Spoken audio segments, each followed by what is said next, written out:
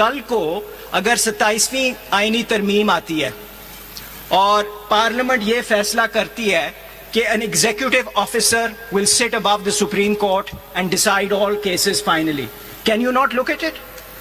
Of course you can look at it. You will have to look and examine the scope of that amendment in exercise of your judicial power.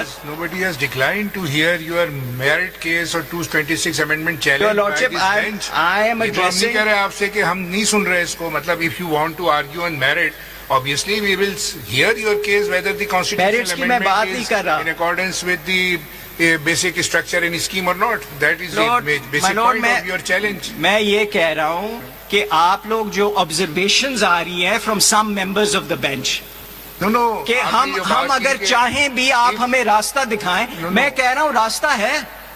Please नहीं. उस रास्ते को लें आप. नहीं, नहीं, This is the submission. It is your argument if somebody imposed some executive on the Supreme Court and we cannot allow or we cannot hear that challenge, it is not the case.